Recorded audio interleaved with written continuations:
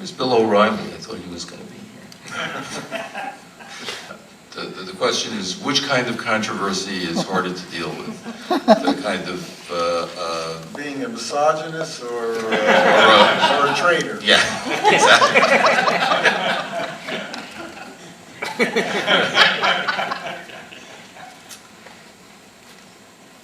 Well, I don't know, there are articles been written about me, the man they love to argue about. I don't know, I just sort of see it as it is. I've hardly ever been in step with much. But to me, especially this war, has been so misrepresented in the major media, and it was consciously done by the Bush administration. I keep on saying all the time, where are the pictures, and well, what the pictures what are going to upset us, if we're dropping bombs and occupying country and killing, innocent people, and I'm paying for it, can you please let me see the pictures? The pictures that I saw in Vietnam got me out into the streets. So this is, and when this administration's over, all the things they did are all going to come out. The books are going to start being written by everybody that was involved with hiding things and manipulating things, and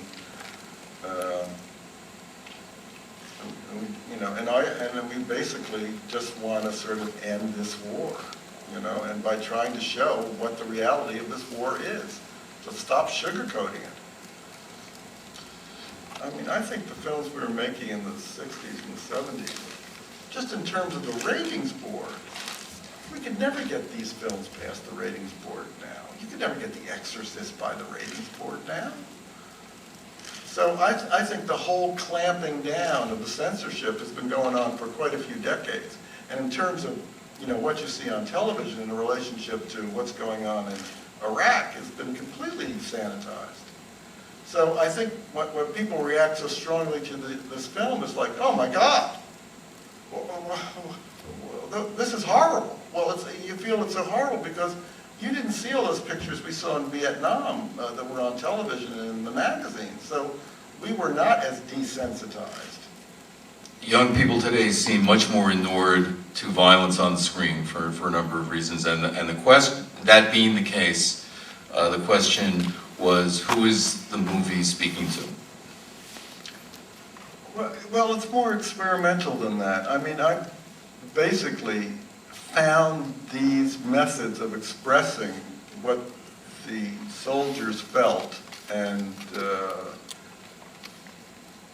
the pictures that existed. This is all stuff I discovered. So, if you go on the internet and sort of search, the various things that are in my movie, you will find, carbon copies of what I did. And I'm sort of interested in the way that the new media is finding ways to tell stories in these kind of fragmented ways. It's very interesting to me. I don't know where it's going, and I'll tell you in a year or 2 years from now, it could be more different than what I've been showing. And people, watching my daughter sort of surf on her computer, they look at these things in little pieces. It's not like, you sit down for a 5-act play of O'Neill's anymore. Suddenly you're seeing these sort of pieces of things, and they all sort of piece it together. And I don't know where it's going. I just found it just kind of amazing. I mean, there was like, the whole murders were illustrated in Legos on one site called Lego Fest. And I said, if I put this in the movie, no one will believe this. Unfortunately, I couldn't put it in the movie because of the copyrights having to do with Legos. So just to clarify, the photographs that were redacted at the end, or maybe redacted at the end, or photographs that you found on... Oh, absolutely. All those photographs exist on the internet. Perhaps you could explain to us how it is that Redacted is itself now in danger of being redacted. Well, Redacted is in fact redacted. The montage of the photographs at the end, I had nothing to do with that. The film was submitted to all the film festivals unredacted. But because Mark Cuban, the man that financed this movie, was disturbed by the photographs. That's not true. Excuse me? That's not true. Who is that? Eamon Willis, Magnolia Pictures. Well, I'm sorry, Eamon. I have direct testimony to that. In any event, I am protesting it, and I'm trying to get the pictures unredacted. It's a legal issue, but that's okay. Yeah, it's a legal issue that we're going to resolve in any event, I felt that my cut was violated, and I'm seeking to have those pictures unredacted. Absolutely. Can I ask you, is that you're saying that there's not a problem with the photographs? None of the people in the pictures had legally signed off that their pictures. Oh, how do you get releases for more photographs, Eamon? Well, the problem is we're in an untenable legal situation. If anybody, someone's parent, someone in the film, listen, I really like the film. I appreciate it greatly. However, it is a legal issue. You cannot have A specious legal issue. It's not specious. There would be no legal recourse if someone put a case in. No legal recourse whatsoever. Listen, Brian, the photos are extremely disturbing and in fact, I think, thematically, it even works better. I think on a sort of thematic basis, I really like that. Redacted touch. That's not saying... That's not your judgment to make. Brian, who else would have made this film? What company? I can't believe... I made the film. Okay, but what company would have made this film?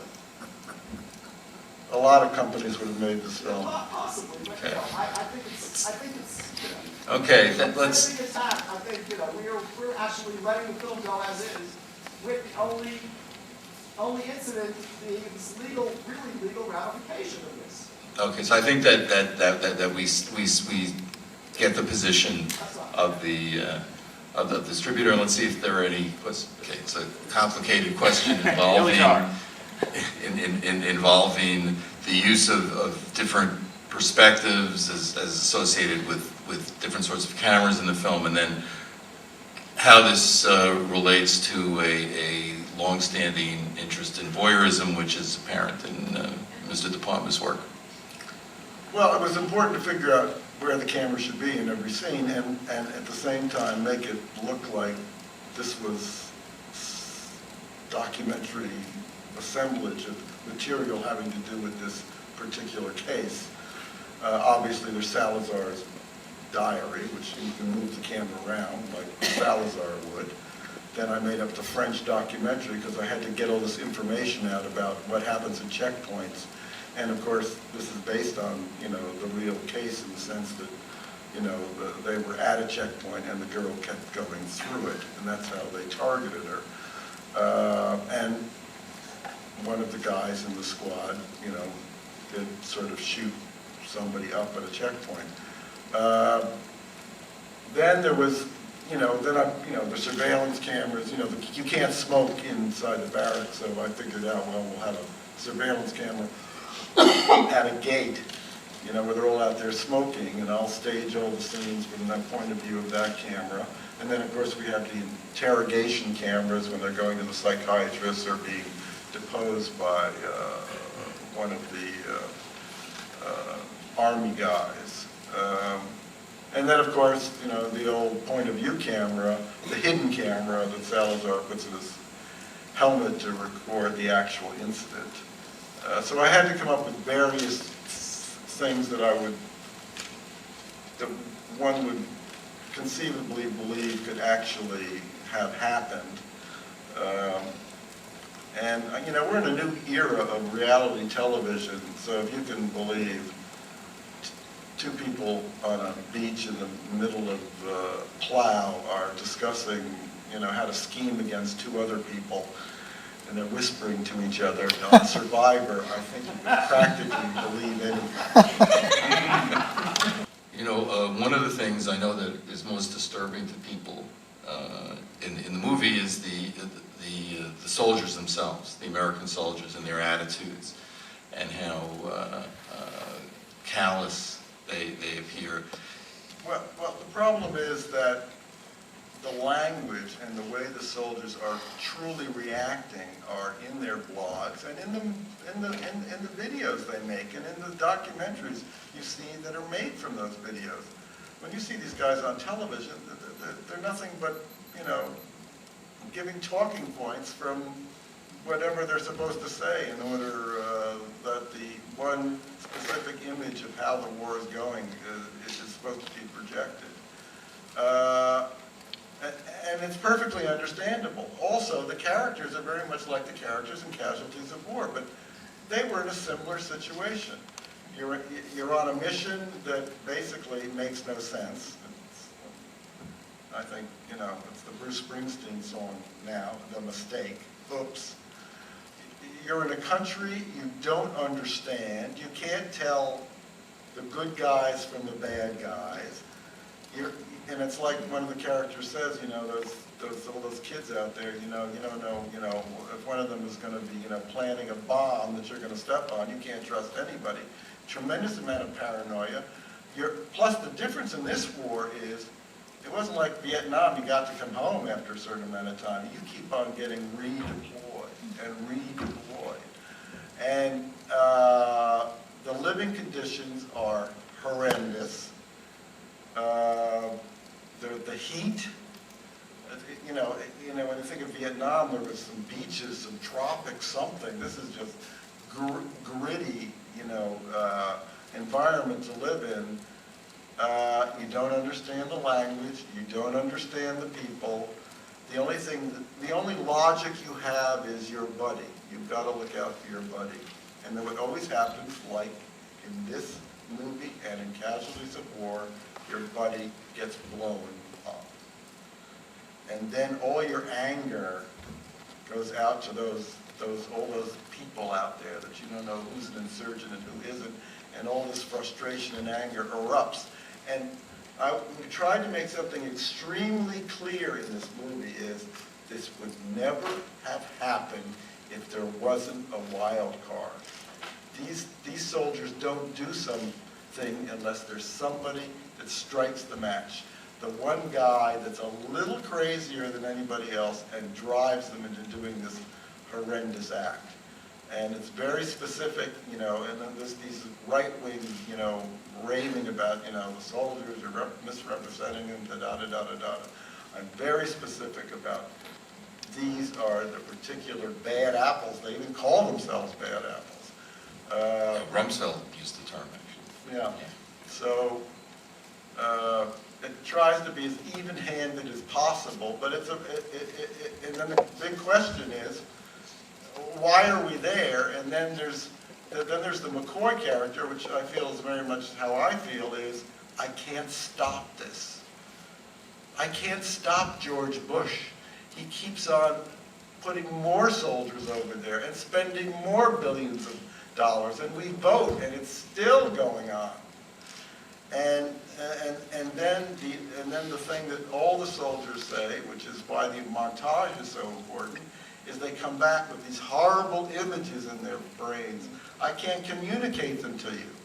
I've seen things and I've done things that I don't know who else to talk to except my buddies. Those are the only people that understand. And we're going to be living with those soldiers for decades and decades. Who is Mr. De Palma supporting? Are you prepared to make an endorsement? Well, I don't think I'm going to let the right-wing bloggers have that. I'm still viewing the field. We have many months to make up a decision. Hi, I'm one of the producers of the film, and I've been dealing with the legal issues. Your name? Jason Cleo, K-L-I-O-T, with Ryan for a very long time. What I think is really horrible here, and what, I think this is becoming sort of in the press a Cuban versus De Palma type silly debate, is that E&O insurance since 9/11, errors and omissions insurance, has become incredibly difficult to get for American films. And the fair use laws in America are completely unfair. And they set it up so that we cannot use images of our own culture to tell the truth about our own culture. And that is a restriction that occurs to documentaries that are out there, as well as feature films. And this is a much larger issue. Yes, Mark and Todd could take the risk. They think it's a much larger risk than Brian thinks.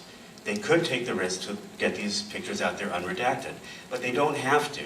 And they're worried about not just financial concerns, but also people associating them with unredacted images and people saying that they're showing massacres on the screen. So I just wanted to be clear, this is not a little rat-tat-tat, oh, Cuban, De Palma.